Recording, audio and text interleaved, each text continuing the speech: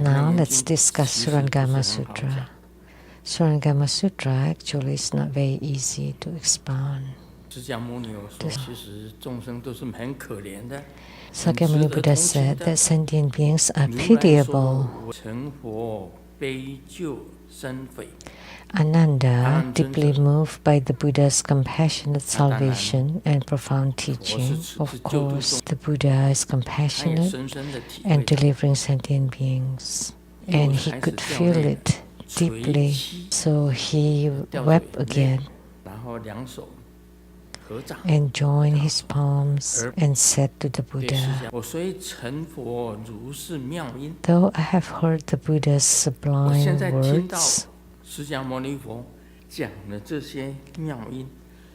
I have heard this marvelous Dharma spoken by the Buddha to let us understand the wondrous, luminous true mind that is perfect and eternally abiding." It turned out that the wondrous, luminous true mind is perfect and eternal. Yet, my current understanding still relies on conditioned thought, but all the Buddha Dharma that I heard from Sakyamuni Buddha is through the mind of the sixth consciousness. You see with the eyes.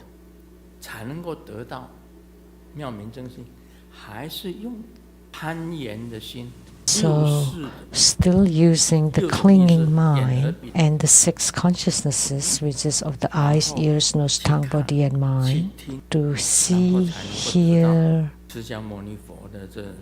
in order to understand the essence of Sakyamuni Buddha's Dharma teaching. Though I have glimpsed this truth, I dare not claim it as the wondrous, luminous true mind.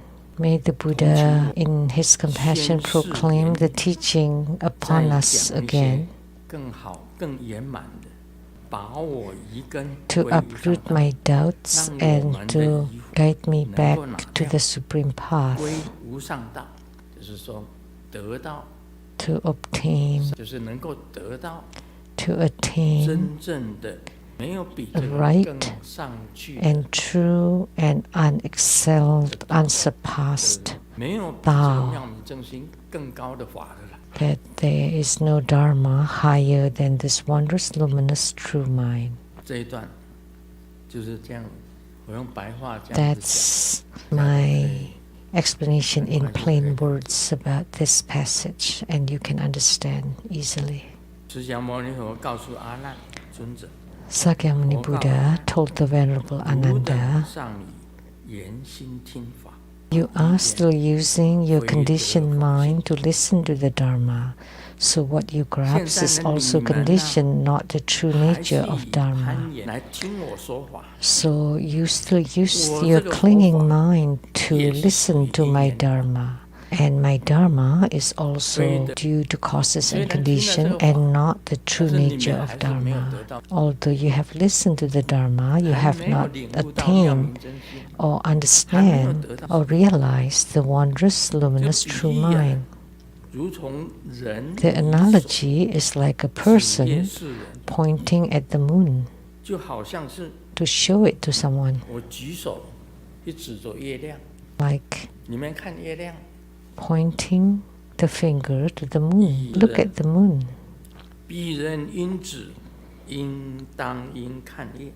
That person should look at the moon because of the pointing finger. So this person, but if they mistake the finger for the moon itself, this is Sakyamuni Buddha's analogy. Not only do they fail to see the moon, they will also lose sight of the finger. They cannot see the moon, they only see the finger. Because Sakyamuni Buddha's Dharma teaching is likened to the finger. So, listening to Sakyamuni Buddha's teaching, you think that Dharma is the wondrous, luminous, true mind, but actually it's not. The wondrous, luminous, true mind is the moon.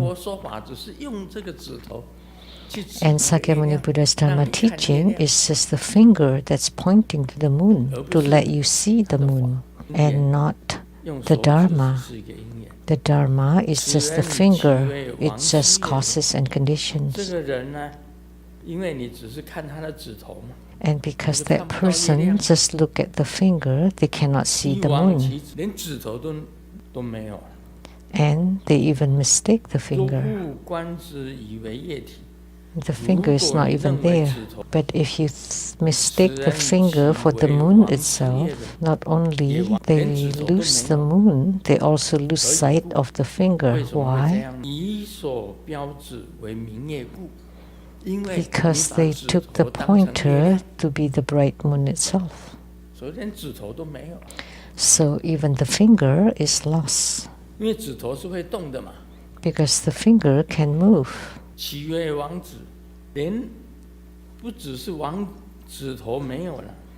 Not only the finger is gone, not only do they lose the finger, they also fail to recognize the wondrous, luminous, true mind. What is light and what is dark. Why? Because they mistake the finger's form for the moon's brightness. People think the Dharma is the bright moon. That's why they cannot understand the wondrous, luminous, true mind. And what is going by the conscience, it's impossible for them to understand. That's why there's a book that's called Pointing to the Moon. Last time I talked about that in Zen Buddhism, the anthology of Pointing to the Moon, or the records. So what you see is the wondrous, luminous, true mind, and not the finger. So Dharma teaching, those listen to the Dharma, thinking that the Dharma is the wondrous, luminous, true mind, is a mistake. And Sakyamuni Buddha regarded that you are the same. If you take the discriminating mind that perceives my teachings to be a true mind, Sakyamuni Buddha now is giving Dharma teaching, and if you regard my voice to be the wondrous, luminous, true mind, then this mind still have a discriminating nature, even apart from the sound of my words. What is the discriminating mind? That's the function of the mental function. You use your mind to discriminate or discern, differentiate, discern. And he gave another analogy. For example, a guest may stay at an inn for a while, but will eventually leave, never dwelling there permanently. They may stay one night or two or three and they left. You don't always dwell in an inn. Even if you stay a month or a year, eventually you would leave. But the innkeeper, the host, does not go anywhere.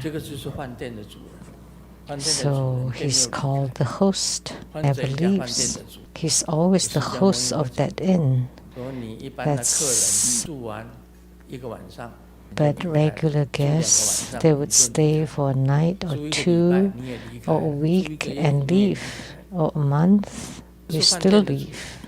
You're not the owner, the host, you're just the guest. The true host of the inn will never leave the inn. That's how it is. Your true, wondrous, luminous mind will never leave, will never depart. It never comes, it never goes. So how can it lose discriminating nature when separated from sound? So with or without sound, it has no discernment, no function. So the wondrous, luminous, true mind has no discernment of the sound or the appearance of the Buddha. It is apart from forms, all appearances. There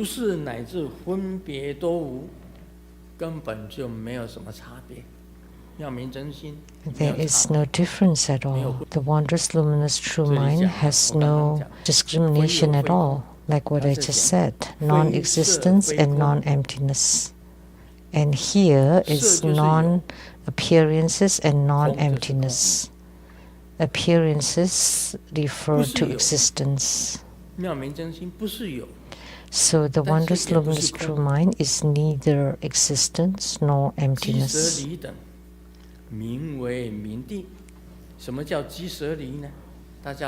And this one of the 6 heretical teachers, Kashyapa, I think one of them is called Kashyapa. In this sutra, Sakyamuni Buddha mentioned many of the heretical teachers. It's one of the groups of the heretics. Mistake this for the obscure truth. So it's a kind of delusion, but also self-nature. So they mistakenly believed that that was the truth.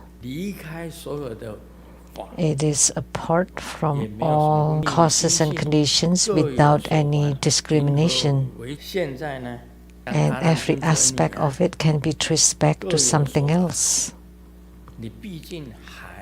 So, like Ananda, that you're still amidst existence, amidst emptiness, going back and forth. So who is your true master? The wondrous, luminous, true mind is the master. But what is it?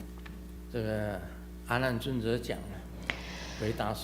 Venerable Ananda replied to the Buddha, if my mind and its nature each return to something else, then how can the Tathagata speak of the wondrously bright original mind as being without return? I beg you to take pity on me and explain this clearly. So my mind and its nature can return to something. What does it mean?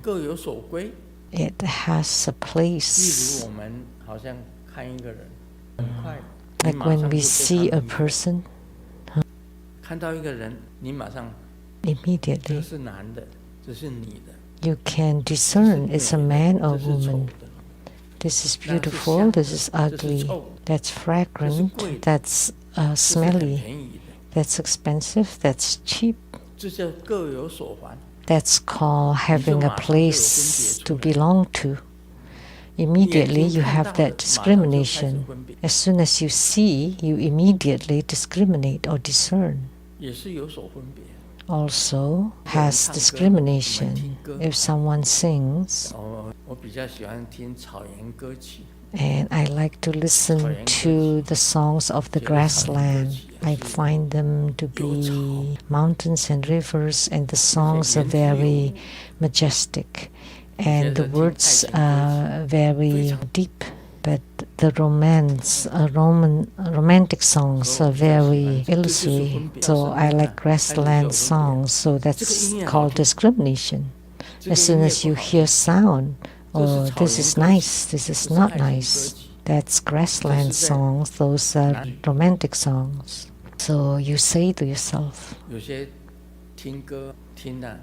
sometimes listening to a song, oh, it's so bad. So that's a discrimination from what you see, what you hear. That's called having a place to return to or belonging to. But how can the Buddha say that the wondrous, luminous, true mind has nothing to return to or to belong to? How come? Why? Please explain compassionately and clearly. Please tell us why. Without return. We know in the heavenly realm of desire, there are 6 heavens, heavenly realm of form and formlessness. In the heavenly realm of form, there are 5 non-returning heavens. And what are they? Non-returning. What does this returning mean? Once you get there, you will not come back. That's called non-returning. There are first, second, third, and fourth level of arhatships, and the 4th level is the real arhats. The non-returning heavens are for the 3rd level arhats. Once they get there, they will not need to return. Some arhats have to come back, and that's returning heavens. Some return once, some several times. Those are arhats. So,